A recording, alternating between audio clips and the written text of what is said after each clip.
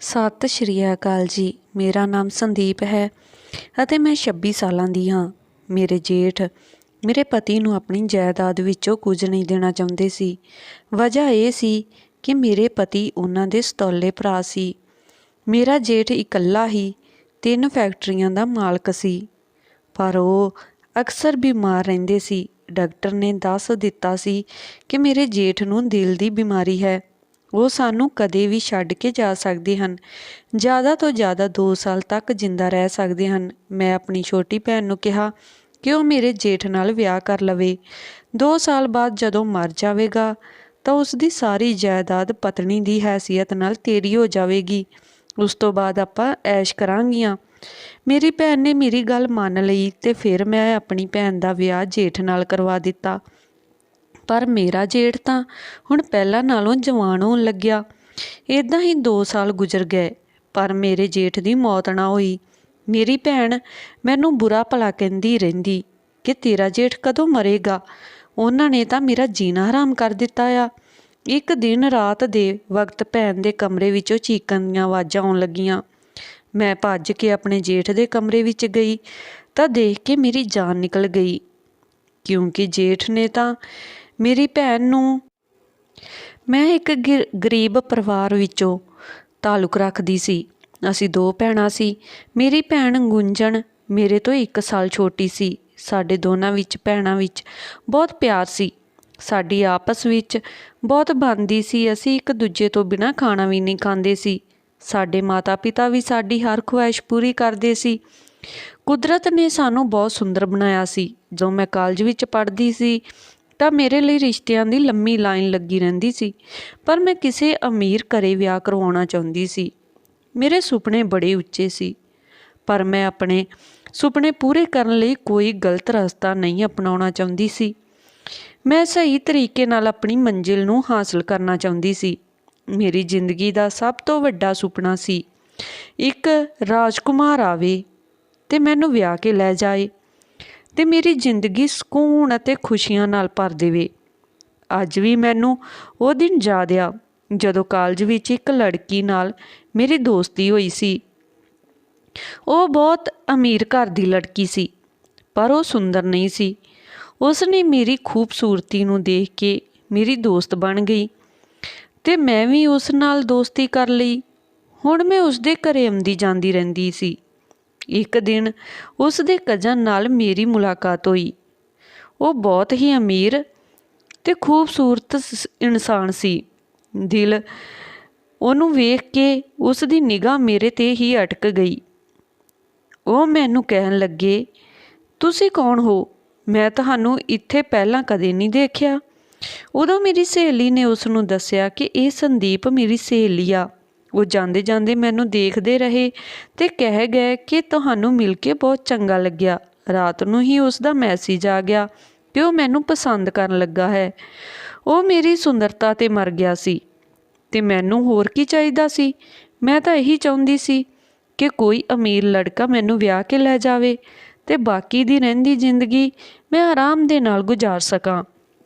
ਮੇਰੀ ਤਮੰਨਾ ਪੂਰੀ ਹੋ ਰਹੀ ਸੀ। ਮੇਰੀ ਖੁਸ਼ੀ ਦਾ ਕੋਈ ਟਿਕਾਣਾ ਨਹੀਂ ਸੀ। ਮੈਂ ਆਪਣੀਆਂ ਖੁਸ਼ੀਆਂ ਵਿੱਚ ਮਗਨ ਆਪਣੀ ਸਹੇਲੀ ਦਾ ਵਿਆਹ ਨਹੀਂ ਦੇਖਿਆ ਸੀ। ਉਹ ਦਿਨ ਬ ਦਿਨ ਮੇਰੇ ਤੋਂ ਦੂਰ ਹੁੰਦੀ ਜਾ ਰਹੀ ਸੀ। ਉਸਨੇ ਹੋਰ ਸਹੇਲੀਆਂ ਬਣਾ ਲਈਆਂ ਸੀ, ਪਰ ਮੈਂ ਇਹ ਗੱਲਾਂ ਨੂੰ ਜ਼ਿਆਦਾ ਨਹੀਂ ਸੋਚਦੀ ਸੀ। ਇੱਕ ਦਿਨ ਮੈਂ ਕੰਟੀਨ ਵਿੱਚ ਬੈਠੀ ਸੀ ਜਦੋਂ ਮੇਰੀ ਦੋਸਤ ਕਵਲ ਮੇਰੇ ਕੋਲ ਆਈ। ਉਸ ਵਕਤ ਮੇਰੇ ਕੋਲ ਇੱਕ ਲੜਕੀ ਬੈਠੀ ਸੀ। ਕਵਲ ਨੇ ਮੈਨੂੰ ਕਿਹਾ, ਮੈਂ ਤੇਰੇ ਨਾਲ ਇਕੱਲੇ ਵਿੱਚ ਗੱਲ ਕਰਨਾ ਚਾਹੁੰਦੀ ਹਾਂ। ਮੈਂ ਉੱਠ ਕੇ ਉਸ ਦੇ ਨਾਲ ਪਾਸੇ ਚਲੀ ਗਈ। ਉਹ ਬਹੁਤ ਜ਼ਿਆਦਾ ਸੀਰੀਅਸ ਲੱਗ ਰਹੀ ਸੀ। ਉਸ ਨੇ ਮੈਨੂੰ ਕਿਹਾ ਕਿ ਮੈਨੂੰ ਗੱਲ ਕਰਨਾ ਚੰਗਾ ਤਾਂ ਨਹੀਂ ਲੱਗਦਾ, ਪਰ ਕੀ ਕਰਾਂ, ਦੱਸਣੀ ਜ਼ਰੂਰੀ ਆ। ਤੂੰ ਮੇਰੀ ਬਹੁਤ ਵਧੀਆ ਦੋਸਤ ਰਹਿ ਚੁੱਕੀ ਆ। ਮੈਂ ਸੱਚੇ ਦਿਲੋਂ ਤੇਰੇ ਵੱਲ ਦੋਸਤੀ ਦਾ ਹੱਥ ਫੈਲਾਇਆ ਸੀ, ਕਿਉਂਕਿ ਤੂੰ ਮੈਨੂੰ ਬਹੁਤ ਜ਼ਿਆਦਾ ਚੰਗੀ ਲੱਗਦੀ ਸੀ। ਪਰ ਤੂੰ ਮੇਰੇ ਕਜ਼ਨ ਸਮਰੀਤ ਨਾਲ ਦੋਸਤੀ ਦਾ ਹੱਥ ਫੜ ਕੇ ਚੰਗਾ ਨਹੀਂ ਕੀਤਾ। ਇਸ ਵਾਰ ਮੈਂ ਚੌਂਕ ਕੇ ਕਵਲ ਵੱਲ ਵੇਖਿਆ, ਕਿਉਂਕਿ ਸਮਰੀਤ ਨੇ ਕਿਹਾ ਸੀ ਕਿ ਸਾਡੀ ਦੋਸਤੀ ਦਾ ਕਿਸੇ ਨੂੰ ਪਤਾ ਨਾ ਚੱਲੇ। ਉਹ ਮੁਸਕਰਾਈ ਤੇ ਕਹਿਣ ਲੱਗੀ, ਜ਼ਿਆਦਾ ਹੈਰਾਨ ਹੋਣ ਦੀ ਜ਼ਰੂਰਤ ਨਹੀਂ। ਜਿਸ ਦਿਨ ਉਸਨੇ ਪਹਿਲੀ ਵਾਰ ਤੈਨੂੰ ਮੈਸੇਜ ਕੀਤਾ ਉਸਨੇ ਮੈਨੂੰ ਚੈਲੰਜ ਕੀਤਾ ਸੀ ਕਿ ਮੈਂ ਤੇਰੀ ਸਹੇਲੀ ਨੂੰ ਫਸਾ ਕੇ ਰਹੂੰਗਾ, ਪਰ ਮੈਂ ਉਸਦੀ ਗੱਲ ਨੂੰ ਸੀਰੀਅਸ ਨਹੀਂ ਲਿਆ ਤੇ ਮੈਂ ਕਹਿ ਦਿੱਤਾ ਕਿ ਸੰਦੀਪ ਅਜਿਹੀ ਲੜਕੀ ਨਹੀਂ, ਪਰ ਤੂੰ ਤਾਂ ਮੈਨੂੰ ਸ਼ਰਮਿੰਦਾ ਹੀ ਕਰਵਾ ਦਿੱਤਾ। ਤੂੰ ਤਾਂ ਉਸਨੂੰ ਬਹੁਤ ਚੰਗਾ ਰਿਸਪੌਂਸ ਦਿੱਤਾ। ਸਮਰੀਤ ਮੇਰਾ ਮੰਗੇਤਰ ਆ। ਕੁਝ ਦਿਨਾਂ ਬਾਅਦ ਉਸ ਨਾਲ ਮੇਰਾ ਵਿਆਹ ਹੋਣ ਵਾਲਾ ਆ, ਪਰ ਮੈਂ ਉਸ ਦੀਆਂ ਇਹ ਘਟੀਆਂ ਹਰਕਤਾਂ ਦੀ ਵਜ੍ਹਾ ਨਾਲ ਉਸ ਨੂੰ ਪਸੰਦ ਨਹੀਂ ਕਰਦੀ। ਮੈਨੂੰ ਲੱਗਿਆ ਤੂੰ ਦੂਜਿਆਂ ਤੋਂ ਅਲੱਗ ਹੈ, ਪਰ ਮੇਰੇ ਸਾਰੇ ਦਾਅਵੇ ਬੇਕਾਰ ਰਹਿ ਗਏ। ਤੂੰ ਵੀ ਆਮ ਜਿਹੀਆਂ ਕੁੜੀਆਂ ਵਰਗੀ ਨਿਕਲੀ। ਜੋ ਮਰਦ ਨੇ ਥੋੜ੍ਹੀ ਜਿਹੀ ਤਾਰੀਫ ਕੀਤੀ ਤੇ ਉਹਨਾਂ ਦੇ ਸਾਹਮਣੇ ਵਿਛ ਜਾਂਦੀਆਂ। ਗੁੰਜਣ ਆਪਣੀ ਗੱਲ ਕਹਿ ਕੇ ਚਲੀ ਗਈ, ਪਰ ਮੈਨੂੰ ਸੋਚਾਂ ਵਿੱਚ ਧੱਕ ਗਈ। ਹਰ ਕੋਈ ਮੈਨੂੰ ਮੇਰਾ ਮਜ਼ਾਕ ਉਡਾਉਂਦਾ ਨਜ਼ਰ ਆਇਆ। ਮੈਨੂੰ ਲੱਗਿਆ ਸਾਰੀ ਦੁਨੀਆ ਮੇਰੇ 'ਤੇ ਹੱਸ ਰਹੀ ਆ।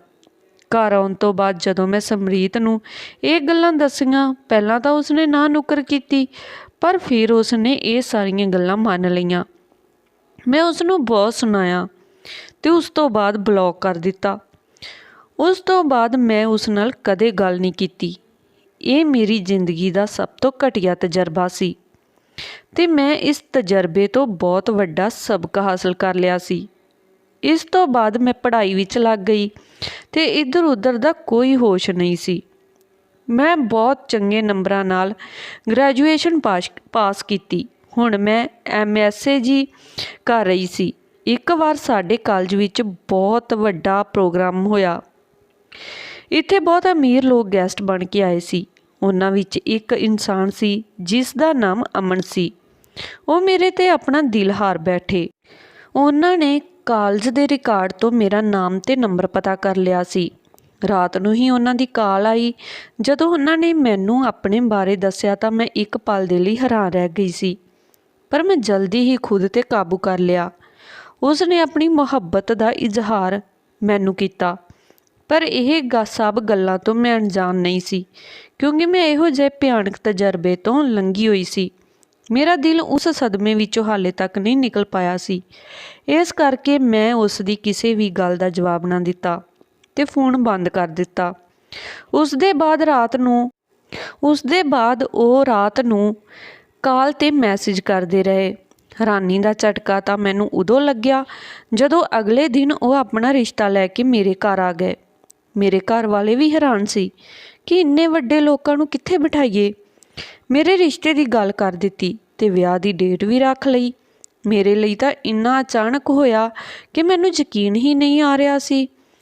ਉਸ ਘਰ ਵਿੱਚ ਮੇਰੇ ਹੋਣ ਵਾਲੇ ਪਤੀ ਅਤੇ ਜੇਠ ਸੀ ਤੇ ਜਠਾਣੀ ਇਸ ਦੁਨੀਆ ਵਿੱਚ ਨਹੀਂ ਸੀ। ਮੇਰੀ ਨਣਦ ਇੰਡੀਆ ਤੋਂ ਬਾਹਰ ਰਹਿੰਦੀ ਸੀ। ਉਸ ਘਰ ਵਿੱਚ ਕੋਈ ਔਰਤ ਨਹੀਂ ਸੀ। ਮੇਰੇ ਘਰ ਵਿੱਚ ਉਹਨਾਂ ਦਾ ਡਰਾਈਵਰ ਆਉਂਦਾ ਜਾਂਦਾ ਰਹਿੰਦਾ ਸੀ। ਮੈਂ ਆਪਣੇ ਵਿਆਹ ਦੀ ਸਾਰੀ ਸ਼ਾਪਿੰਗ ਖੁਦ ਕੀਤੀ ਸੀ। ਮੈਂ ਹਰ ਚੀਜ਼ ਆਪਣੇ ਮਨਪਸੰਦ ਦੀ ਲਈ। ਮੇਰੇ ਵਿਆਹ ਦਾ ਦਿਨ ਆ ਗਿਆ। ਮੈਂ ਆਪਣੀ ਕਿਸਮਤ ਦੀ ਬਹੁਤ ਖੁਸ਼ ਸੀ। ਜ਼ਿੰਦਗੀ ਬਹੁਤ ਵਧੀਆ ਲੱਗ ਰਹੀ ਸੀ।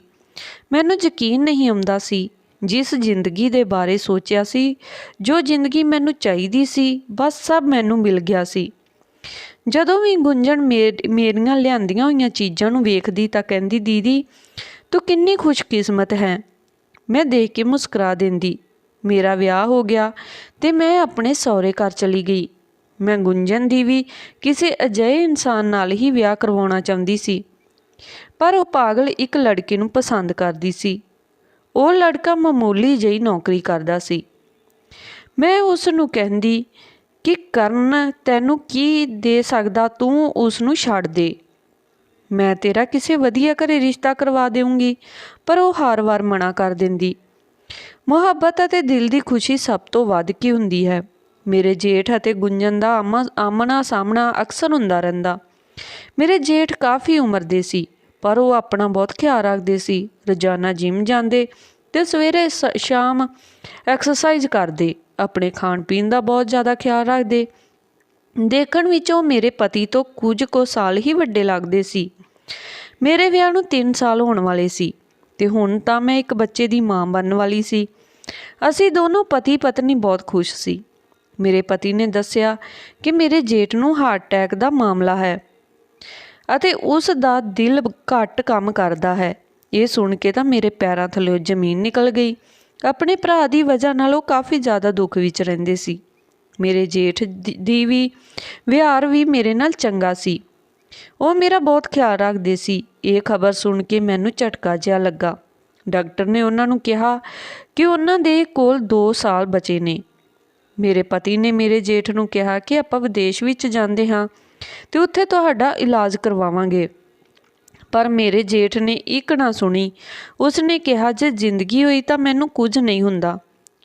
ਇੱਕ ਦਿਨ ਮੇਰੇ ਜੇਠ ਨੇ ਇੱਕ ਵਕੀਲ ਨੂੰ ਘਰ ਬੁਲਾਇਆ। ਜੋ ਉਹਨਾਂ ਨੇ ਵਕੀਲ ਨੂੰ ਕਿਹਾ ਉਹ ਸੁਣ ਕੇ ਤਾਂ ਮੇਰੇ ਹੋਸ਼ ਉੱਡ ਗਏ, ਕਿਉਂਕਿ ਉਹ ਆਪਣੀ ਸਾਰੀ ਪ੍ਰਾਪਰਟੀ ਗਰੀਬਾਂ ਵਿੱਚ ਵੰਡਣਾ ਚਾਹੁੰਦਾ ਸੀ। ਇਹ ਸਭ ਸੁਣ ਕੇ ਮੈਂ ਤੇ ਮੇਰੇ ਪਤੀ ਪਰੇਸ਼ਾਨ ਹੋ ਗਏ। ਉਹਨਾਂ ਦੇ ਮਰਨ ਤੋਂ ਬਾਅਦ ਸਾਡੇ ਹਾਲਾਤ ਜ਼ਿਆਦਾ ਖਰਾਬ ਹੋਣ ਵਾਲੇ ਸੀ। ਸਾਨੂੰ ਨਹੀਂ ਪਤਾ ਸੀ ਕਿ ਉਹ ਸਾਡੇ ਨਾਲ ਇਸ ਤਰ੍ਹਾਂ ਕਰੇਗਾ, ਕਿਉਂਕਿ ਮੇਰਾ ਪਤੀ ਮੇਰੇ ਜੇਠ ਦਾ ਸੁਤੇਲਾ ਭਰਾ ਸੀ। ਮੈਂ ਤਾਂ ਇਹ ਸੋਚ ਕੇ ਪਰੇਸ਼ਾਨ ਹੁੰਦੀ ਰਹਿੰਦੀ ਕਿ ਮੇਰੇ ਜੇਠ ਦੇ ਮਰਨ ਤੋਂ ਬਾਅਦ ਅਸੀਂ ਰੋਟੀ ਕਿੱਥੋਂ ਖਾਵਾਂਗੇ, ਕਿਉਂਕਿ ਸਾਰੀ ਪ੍ਰਾਪਰਟੀ ਮੇਰੇ ਜੇਠ ਦੇ ਨਾਂ ਸੀ। ਸੋਚਦੇ ਇੱਕ ਦਿਨ ਮੇਰੇ ਦਿਮਾਗ ਵਿੱਚ ਖਿਆਲ ਆਇਆ ਕਿ ਕਿਉਂ ਨਾ ਮੈਂ ਆਪਣੀ ਛੋਟੀ ਭੈਣ ਦਾ ਵਿਆਹ ਜੇਠ ਨਾਲ ਕਰਵਾ ਦੇਵਾਂ। 2 ਸਾਲ ਦੀ ਤਾਂ ਗੱਲ ਆ। 2 ਸਾਲ ਬਾਅਦ ਜਦੋਂ ਜੇਠ ਮਰ ਜਾਵੇਗਾ ਤਾਂ ਸਾਰੀ ਜਾਇਦਾਦ ਪਤਨੀ ਹੋਣ ਦੀ ਹੈਸੀਅਤ ਨਾਲ ਮੇਰੀ ਭੈਣ ਗੁੰਜਨ ਦੇ ਨਾਮ ਲੱਗ ਜਾਵੇਗੀ ਤੇ ਅਸੀਂ ਸਾਰੇ ਐਸ਼ ਕਰਾਂਗੇ। ਮੈਂ ਤੇ ਮੇਰੇ ਪਤੀ ਨੇ ਤਰਲੇ ਮਿੰਨਤਾਂ ਕਰਕੇ ਜੇਠ ਨੂੰ ਵਿਆਹ ਕਰਨ ਲਈ ਮਨਾਇਆ।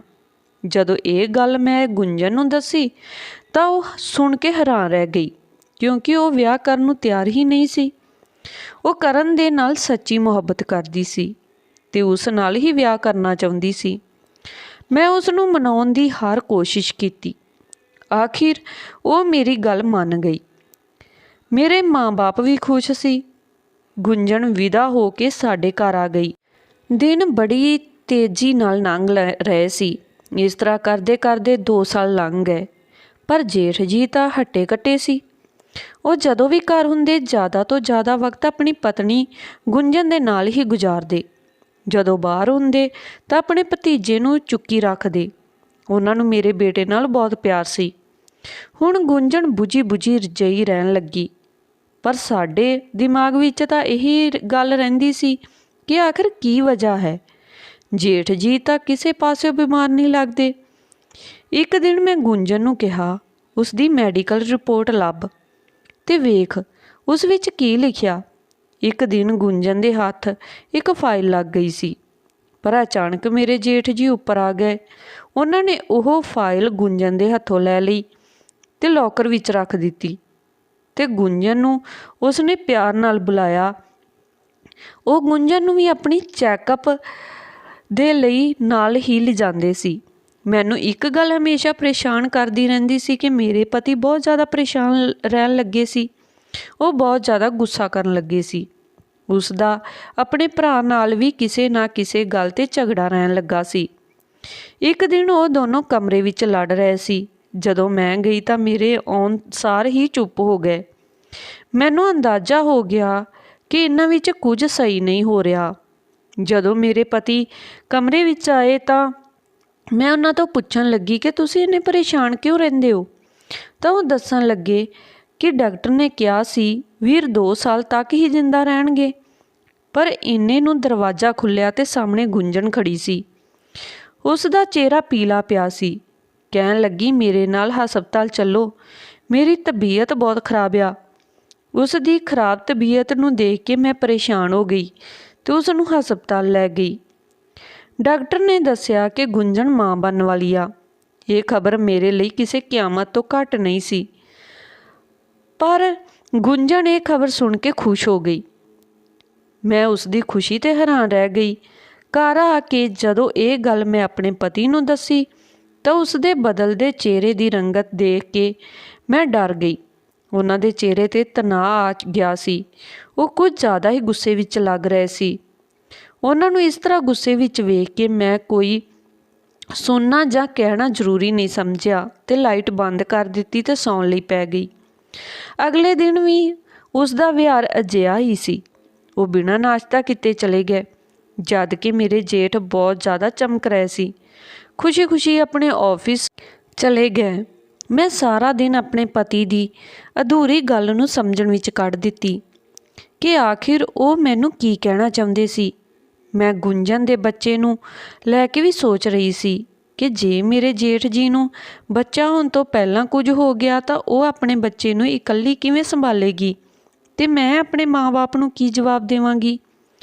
ਉਹ ਗੁੰਜਨ ਦਾ ਵਿਆਹ ਇੰਨੀ ਉਮਰ ਦਰਾਜ਼ ਆਦਮੀ ਦੇ ਨਾਲ ਕਰਨਾ ਹੀ ਨਹੀਂ ਚਾਹੁੰਦੇ ਸੀ, ਪਰ ਮੈਂ ਉਹਨਾਂ ਨੂੰ ਬੜੀ ਮੁਸ਼ਕਲ ਨਾਲ ਮਨਾਇਆ ਸੀ। ਹੁਣ ਮੈਂ ਉਹਨਾਂ ਨੂੰ ਕੀ ਝੂਠ ਬੋਲਾਂਗੀ। ਪਰ ਮੈਨੂੰ ਗੁੰਜਨ 'ਤੇ ਵੀ ਹੈਰਾਨੀ ਹੁੰਦੀ ਸੀ। ਉਹ ਇਸ ਖਬਰ ਤੋਂ ਬਿਲਕੁਲ ਵੀ ਪਰੇਸ਼ਾਨ ਨਹੀਂ ਸੀ। ਉਸ ਵਿੱਚ ਇਹ ਬਦਲਾਵ ਕਿਵੇਂ ਆਇਆ ਇਹ ਸਮਝ ਨਹੀਂ ਪਾ ਰਹੀ ਸੀ।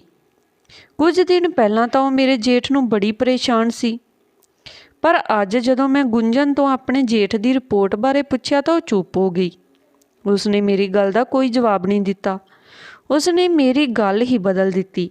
ਮੈਨੂੰ ਆਪਣੀ ਭੈਣ ਗੁੰਜਨ, ਆਪਣੇ ਜੇਠ ਅਤੇ ਆਪਣੇ ਪਤੀ ਦਾ ਵਿਹਾਰ ਬਹੁਤ ਪਰੇਸ਼ਾਨ ਕਰ ਰਿਹਾ ਸੀ। ਕੋਈ ਵੀ ਮੇਰੀ ਗੱਲ ਦਾ ਜਵਾਬ ਦੇਣ ਨੂੰ ਤਿਆਰ ਹੀ ਨਹੀਂ ਸੀ। ਆਖਰ ਇਹਨਾਂ ਵਿੱਚ ਚੱਲ ਕੀ ਰਿਹਾ ਸੀ ਜੋ ਮੇਰੇ ਸਾਹਮਣੇ ਸੀ ਤੇ ਮੈਨੂੰ ਹੀ ਨਹੀਂ ਦਿਖ ਰਿਹਾ ਸੀ। ਅੱਗੇ ਆਉਣ ਵਾਲੇ ਦਿਨਾਂ ਦੇ ਮੈਨੂੰ ਹੋਰ ਹੈਰਾਨੀ ਵਿੱਚ ਪਾ ਦਿੱਤਾ। ਜਦੋਂ ਮੇਰੇ ਪਤੀ ਨੇ ਕਿਹਾ ਆਪਾਂ ਇਹ ਘਰ ਛੱਡ ਕੇ ਨਵੇਂ ਘਰ ਵਿੱਚ ਸ਼ਿਫਟ ਹੋ ਰਹੇ ਹਾਂ। ਇਸ ਘਰ ਵਿੱਚ ਮੇਰਾ ਦਿਲ ਨਹੀਂ ਲੱਗਦਾ, ਪਰ ਹੈਰਾਨੀ ਦਾ ਝਟਕਾ ਤਾਂ ਮੈਨੂੰ ਉਦੋਂ ਲੱਗਿਆ ਜਦੋਂ ਗੁੰਜਨ ਅਤੇ ਮੇਰੇ ਜੇਠ ਜੀ ਇਸ ਘਰ ਵਿੱਚ ਰਹਿਣਗੇ। ਸਿਰਫ ਅਸੀਂ ਦੋਨੋਂ ਜਾ ਰਹੇ ਹਾਂ। ਮੈਂ ਨਹੀਂ ਜਾਣਦੀ ਸੀ ਕਿ ਮੇਰੇ ਪਤੀ ਅਤੇ ਉਸਦੇ ਭਰਾ ਦੀ ਆਪਸ ਵਿੱਚ ਕੀ ਗੱਲ ਹੋਈ ਸੀ। ਕੁਝ ਦਿਨਾਂ ਬਾਅਦ ਅਸੀਂ ਨਵੇਂ ਘਰ ਚਲੇ ਗਏ। ਉਹ ਪੁਰਾਣੇ ਘਰ ਦੇ ਮੁਕਾਬਲੇ ਥੋੜ੍ਹਾ ਛੋਟਾ ਸੀ। ਸਾਨੂੰ ਆਏ ਹੋਏ ਕਾਫੀ ਦਿਨ ਹੋ ਗਏ ਸੀ ਤੇ ਮੈਂ ਆਪਣੇ ਪਤੀ ਤੋਂ ਪੁੱਛਿਆ, ਤੁਸੀਂ ਉਸ ਦਿਨ ਮੈਨੂੰ ਕੀ ਕਹਿ ਰਹੇ ਸੀ ਜਿਸ ਦਿਨ ਗੁੰਜਨ ਮੈਨੂੰ ਹਸਪਤਾਲ ਲੈ ਗਈ ਸੀ। ਪਹਿਲਾਂ ਤਾਂ ਉਹ ਚੁੱਪ ਰਹੇ, ਫਿਰ ਕਹਿਣ ਲੱਗੇ, ਆਖਿਰ ਕਦੋਂ ਤੱਕ ਇਹ ਗੱਲ ਮੈਂ ਤੇਰੇ ਤੋਂ ਛੁਪਾਵਾਂਗਾ। ਪਹਿਲੀ ਗੱਲ ਤਾਂ ਇਹ ਮੇਰਾ ਸਕਾ ਭਰਾ ਨਹੀਂ ਆ। ਦੂਜੀ ਗੱਲ ਇਹ ਕਿ ਮੇਰੀ ਭਾਬੀ ਦੀ ਮੌਤ ਹੋਈ ਨੂੰ 4 ਸਾਲ ਹੋਏ ਨੇ ਤੇ ਇਹ ਦੂਜਾ ਵਿਆਹ ਕਰਨਾ ਚਾਹੁੰਦੇ ਸੀ। ਜਾਇਦਾਦ ਦੀ ਖਾਤਰ ਹੀ ਤਾਂ ਮੈਂ ਆਪਣੀ ਭਾਬੀ ਨੂੰ ਚਾਹ ਵਿੱਚ ਦਵਾਈ ਮਿਲਾ ਕੇ ਪਿਲਾ ਦਿੱਤੀ ਸੀ ਤੇ ਉਹ ਮਰ ਗਈ ਸੀ। ਫਿਰ ਮੇਰੇ ਭਰਾ ਨੇ ਇਹ ਫੈਸਲਾ ਕੀਤਾ ਕਿ ਮੈਂ ਆਪਣੀ ਸਾਰੀ ਜਾਇਦਾਦ ਗਰੀਬਾਂ ਵਿੱਚ ਵੰਡ ਦੇਵਾਂਗਾ। ਜੇ ਮੇਰਾ ਵਿਆਹ ਨਾ ਹੋਇਆ ਤਾਂ ਫਿਰ ਮੈਂ ਗੁੰਜਨ ਨਾਲ ਉਸ ਦਾ ਵਿਆਹ ਕਰਵਾ ਦਿੱਤਾ ਕਿ ਚਲੋ ਗੁੰਜਨ ਦਾ ਮੇਰੇ ਭਰਾ ਦੇ ਮਰਨ ਤੋਂ ਬਾਅਦ ਆਪਣਾ ਸਾਥ ਦੇਵੇਗੀ। ਪਰ ਮੈਂ ਇੱਕ ਦਿਨ ਉਸ ਦੀ ਰਿਪੋਰਟ ਪੜ੍ਹੀ ਤਾਂ ਉਸ ਵਿੱਚ ਲਿਖਿਆ ਸੀ ਕਿ ਉਹਨਾਂ ਨੂੰ ਕੋਈ ਬਿਮਾਰੀ ਨਹੀਂ ਆ। ਫਿਰ ਮੈਂ ਡਾਕਟਰ ਤੋਂ ਪੁੱਛਿਆ ਤਾਂ ਡਾਕਟਰ ਨੇ ਕਿਹਾ ਕਿ ਉਹ ਠੀਕ ਹੋ ਗਏ ਨੇ ਤੇ ਉੱਪਰੋਂ ਗੁੰਜਨ ਪ੍ਰੈਗਨੈਂਟ ਹੋ ਗਈ। ਹੁਣ ਉਹ ਚਾਹ ਕੇ ਵੀ ਉਸ ਦਾ ਸਾਥ ਨਹੀਂ ਛੱਡੇਗੀ ਕਿਉਂਕਿ ਉਹ ਉਸ ਨੂੰ ਪਿਆਰ ਕਰਨ ਲੱਗੀ ਆ। ਇਸ ਲਈ ਮੈਂ ਸੋਚਿਆ ਕਿ ਆਪਾਂ ਇਹਨਾਂ ਤੋਂ ਦੂਰ ਹੀ ਹੋ ਜਾਈਏ, ਨਹੀਂ ਤਾਂ ਉਸ ਜਾਇਦਾਦ ਦੀ ਖਾਤਰ ਮੇਰੇ ਹੱਥੋਂ ਕੁਝ ਅਨਰਥ ਹੋ ਜਾਵੇਗਾ। ਇਸ ਲਈ ਤੈਨੂੰ ਲੈ ਕੇ ਮੈਂ ਇਸ ਘਰ ਵਿੱਚ ਆ ਗਿਆ। ਮੈਂ ਨਹੀਂ ਚਾਹੁੰਦਾ ਕਿ ਮੇਰੇ ਤੋਂ ਕੋਈ ਹੋਰ ਪਾਪ ਹੋਵੇ। ਇਹ ਸਭ ਸੁਣ ਕੇ ਮੇਰੇ ਰੌਂਗਟੇ ਖੜੇ ਹੋ ਗਏ। ਜਾਇਦਾਦ ਦੀ ਖਾਤਰ ਹੀ ਆਪਣੀ ਭੈਣ ਦਾ ਵਿਆਹ ਕਰਵਾਇਆ ਸੀ, ਪਰ ਮੈਨੂੰ ਇਹ ਨਹੀਂ ਪਤਾ ਸੀ ਕਿ ਮੇਰੇ ਪਤੀ ਨੇ ਉਹਨਾਂ ਦੀ ਪਹਿਲੀ ਪਤਨੀ ਨੂੰ ਮਾਰਿਆ ਹੈ। ਮੈਂ ਵੀ ਆਪਣੇ ਜੇਠ ਨੂੰ ਮਰਿਆ ਹੋਇਆ ਹੀ ਦੇਖਣਾ ਚਾਹੁੰਦੀ ਸੀ ਜਦੋਂ ਦਾ ਉਸਨੇ ਆਪਣੀ ਜਾਇਦਾਦ ਨੂੰ ਗਰੀਬਾਂ ਵਿੱਚ ਵੰਡਣ ਦਾ ਹੁਕਮ ਦਿੱਤਾ ਸੀ। ਉਸ ਘਰ ਵਿੱਚ ਰਹਿੰਦੇ ਹੋਏ ਅਸੀਂ ਦੋਨੋਂ ਬੜੇ ਪਰੇਸ਼ਾਨ ਸੀ। ਇਸ ਨਵੇਂ ਘਰ ਵਿੱਚ ਆ ਕੇ ਅਸੀਂ ਦੋਨੋਂ ਬੜੀ ਹੀ ਸਕੂਨ ਭਰੀ ਜ਼ਿੰਦਗੀ ਜੀ ਰਹੇ ਸੀ। ਪਰ ਮੈਂ ਇਸ ਗੱਲੋਂ ਖੁਸ਼ ਸੀ ਕਿ ਮੇਰਾ ਪਤੀ ਹੁਣ ਬਦਲ ਗਿਆ ਆ ਤੇ ਉਸ ਦੇ ਨਾਲ ਮੈਂ ਵੀ ਬਦਲ ਗਈ। ਮੈਂ ਰੱਬ ਦਾ ਸ਼ੁਕਰਗੁਜ਼ਾਰ ਕਰਦੀ ਹਾਂ ਕਿ ਸਾਡੇ ਅੱਖਾਂ ਅੱਗੇ ਲਾਲਚ ਦੀ ਪੱਟੀ ਲਾ ਦਿੱਤੀ, ਨਹੀਂ ਤਾਂ ਅਸੀਂ ਦੋਨੋਂ ਮਿਲ ਕੇ ਪਤਾ ਨਹੀਂ ਹੋਰ ਕੀ ਅਨਰਥ ਕਰਦੇ। ਮੈਂ ਉਸ ਨੂੰ ਲੈ ਕੇ ਉਸ ਦੇ ਭਰਾ ਦੇ ਘਰ ਆ ਗਈ। ਅੱਗੋਂ ਮੇਰੇ ਜੇਠ ਅਤੇ ਗੁੰਜਨ ਦੋਨੋਂ ਬਹੁਤ ਜ਼ਿਆਦਾ ਖੁਸ਼ ਲੱਗ ਰਹੇ ਸੀ। ਮੇਰੇ ਜੇਠ ਜੀ ਕਹਿਣ ਲੱਗੇ ਕਿ ਤੁਸੀਂ ਕਿਉਂ ਚਲੇ ਗਏ। ਮੈਂ ਉਹਨਾਂ ਨੂੰ ਕਿਹਾ ਕਿ ਦੂਰ ਰਹਿ ਕੇ ਪਿਆਰ ਜ਼ਿਆਦਾ ਵੱਧਦਾ ਆ, ਇਸ ਲਈ ਆਪਾਂ ਦੂਰ ਰਹਿ ਕੇ ਵੀ ਇੱਕ ਦੂਜੇ ਦੇ ਕੋਲ ਹੀ ਹਾਂ। ਧੰਨਵਾਦ ਜੀ। ਇਹ ਸੀ ਅੱਜ ਦੀ ਆਪਣੀ ਕਹਾਣੀ। ਜੇਕਰ ਕਹਾਣੀ ਵਧੀਆ ਲੱਗੀ ਹੋਵੇ ਤਾਂ ਲਾਈਕ, ਕਮੈਂਟ, ਸ਼ੇਅਰ ਜ਼ਰੂਰ ਕਰਨਾ ਤੇ ਚੈਨਲ ਨੂੰ ਸਬਸਕ੍ਰਾਈਬ ਜ਼ਰੂਰ ਕਰ ਲੈਣਾ ਜੀ।